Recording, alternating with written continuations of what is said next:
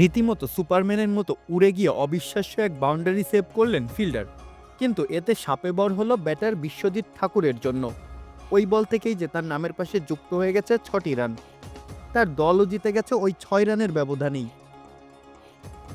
মূলত ফিল্ডার যতক্ষণে ক্রিজে বল ফেরত পাঠিয়েছেন ততক্ষণে দুরানের জন্য ছুটছেন ব্যাটাররা। বল পেয়ে স্ট্যাম্পের দিকে থ্রো করলেন বলার।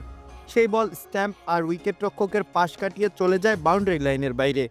ব্যাস, ৪ রানের সাথে দৌড়ে নেওয়া ২ রান যোগ করে এক বলে মোট আসলো ৬ রান।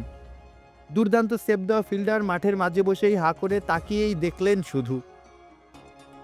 ম্যাচের মোড়ও ঘুরে গেছে সেখানেই। এমন পাগলাটে ঘটনাই ঘটেছে ইন্ডিয়ান স্ট্রিট প্রিমিয়ার লিগের এক নাটকীয় ম্যাচে, যেখানে লো স্কোরিং ম্যাচে ফ্যালকন রাইজার্স হায়দ্রাবাদ মাত্র ৬ রানের রোমাঞ্চকর জয় তুলে নিয়েছে কেভিএন বেঙ্গালুরু স্ট্রাইকার্সের বিপক্ষে।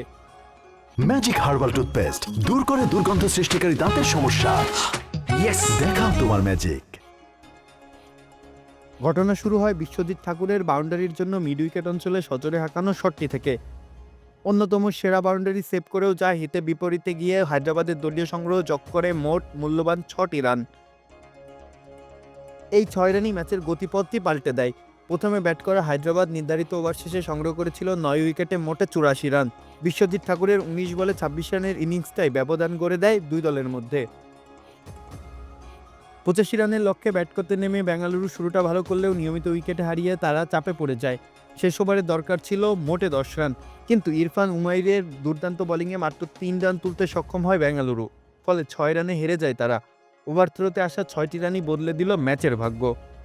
মাহফুজ আহমেদ, খেলা ৭১।